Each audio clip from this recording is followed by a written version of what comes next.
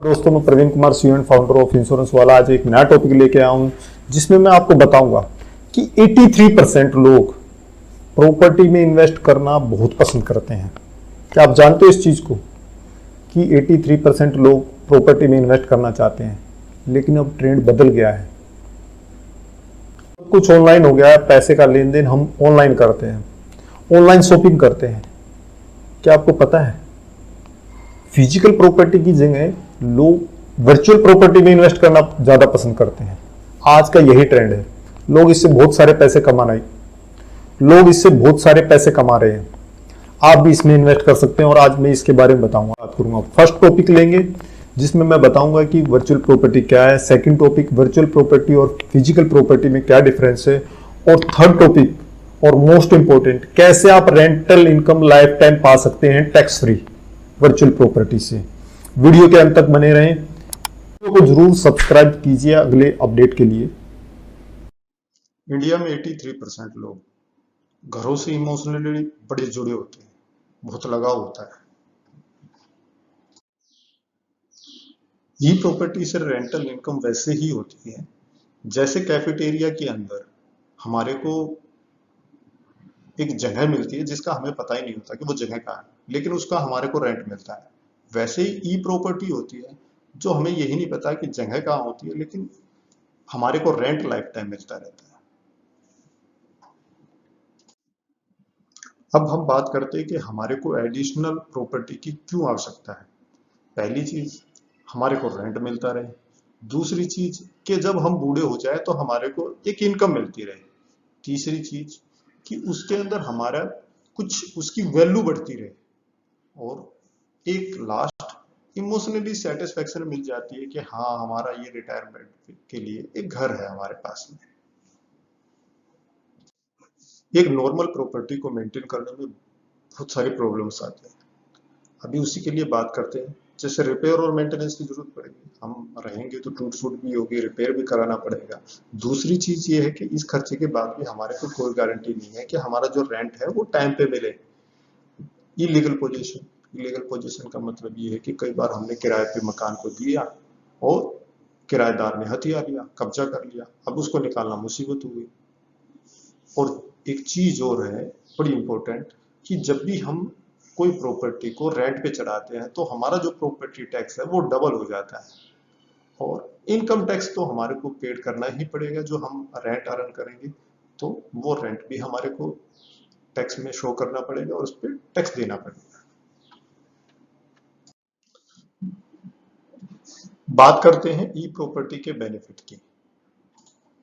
सबसे पहला और इम्पोर्टेंट बेनिफिट है कि जो रेंटल इनकम है वो उसका कोई इशू नहीं होता, ऑन टाइम मिल जाती है। जैसे बैंक का शटर 1 तारीख को खुलेगा आपके अकाउंट में पैसा आ जाएगा। दूसरी चीज, इसमें कोई इलीगल पोजीशन नहीं हो पाती। किराएदार आपकी प्रॉपर्टी पे कोई कब्जा नहीं कर सकता। इसमें कोई रिपेयर पे कोई खर्च नहीं होता, व्हाइट वॉश पे कोई खर्च नहीं होता। किसी टाइप का आपको कोई बिल नहीं देना, ना इलेक्ट्रिसिटी का ना पानी का। कोई सोसाइटी मेंटेनेंस चार्ज नहीं देना आपको। प्रॉपर्टी टैक्स कोई होता ही नहीं इसके ऊपर। आपको जो रिटर्न मिल रहा है वो टोटली टैक्स फ्री मिल रहा है, कोई आपको इनकम टैक्स पेड नहीं करना।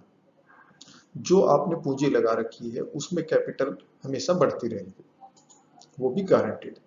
फैमिली का कोई डिस्प्यूट नहीं है। इसको हम एग्जांपल से समझते हैं।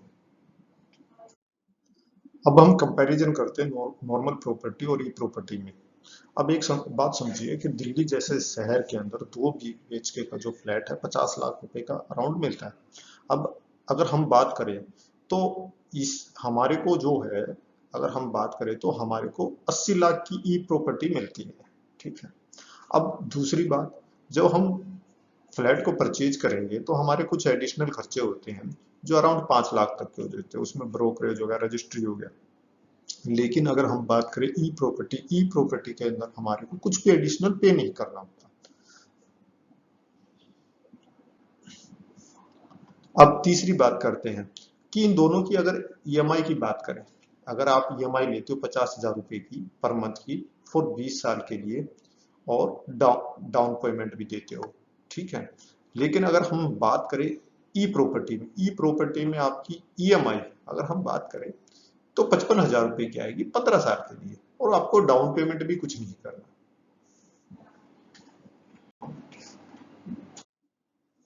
अब हम बात करते हैं कि वो जो नॉर्मल प्रॉपर्टी से है 20 साल में क्या मिलेगा। 20 साल में पहली बात, नॉर्मल प्रॉपर्टी से रेंट मिलेगा, बट रेंट फिक्स नहीं है, ठीक है। दूसरी चीज, उस रेंट में से ही वो प्रॉपर्टी टैक्स देगा और इंडिविजुअल टैक्स भी भरेगा। फिर तीसरी चीज, रिपेयर और मेंटेनेंस लगेगी, व्हाइट वॉश कराना पड़ेगा, मेंटेनेंस का खर्च देना पड़ेगा। अगर मान लो दोबारा से एडिशनल इंश्योरेंस ऑब्लिगेशन आएंगे, बैंक ब्रोकरेज देना पड़ेगा। अब ई प्रॉपर्टी के अंदर 15 साल में आपको क्या मिलता है? एक कैपिटल एप्रिसिएशन गारंटीड मिलता है, एटीसी के अंदर टैक्स बेनिफिट मिलता है, कोई टैक्स नहीं देना, कोई ब्रोकरेज नहीं देनी आपको। 20 साल के बाद में क्या होगा? 20 साल के बाद में नॉर्मल प्रॉपर्टी की आपको पोजीशन मिलेगी, कोई फिक्स रेंटल इनकम नहीं होगी, टैक्स और ब्रोकेज आपको देना ही पड़ेगा, और रिपेयर मेंटेनेंस तो आपको पे ही करनी पड़ेगी। अब हम बात करते हैं ई प्रॉपर्टी के अंदर आपका जो रेंट है वो फिक्स हो जाता है लाइफ टाइम के लिए, जो भी अमाउंट मिलती है वो टैक्स फ्री मिलती है, आपकी जो कैपिटल है वो कैपिटल हमेशा बढ़ती रहती है, और इसके साथ में गवर्नमेंट की सोवेरियन गारंटी भी मिलती है। 20 साल बाद जो रिटर्न मिलेगा रेंटल, वो अराउंड कितना होगा? 2 से 3%। लेकिन अगर आप ई प्रॉपर्टी की में इन्वेस्ट करते हो तो आपको जो गारंटीड 8% रिटर्न मिलेगा वो भी टैक्स फ्री मिलेगा।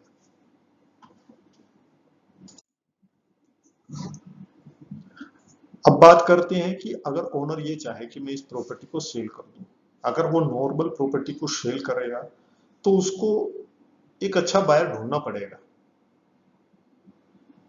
और वो डिपेंड करेगा कि प्रॉपर्टी के रेट क्या है।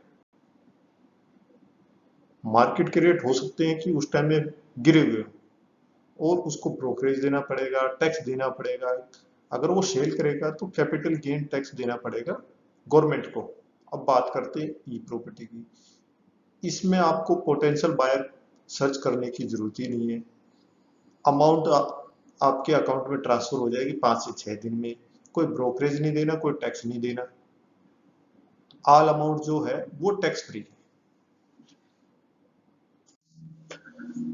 अब बात करते हैं कि ओनर को है ना लोन चाहिए इस प्रॉपर्टी का प्रीमियम भरते भरते।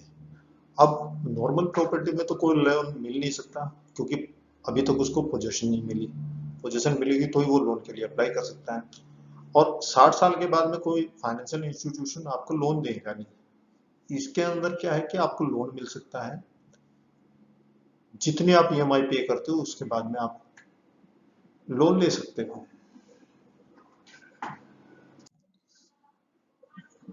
प्रीमियम पेइंग टर्म के अंदर इंसॉल्वेंसी आ जाती है तो जो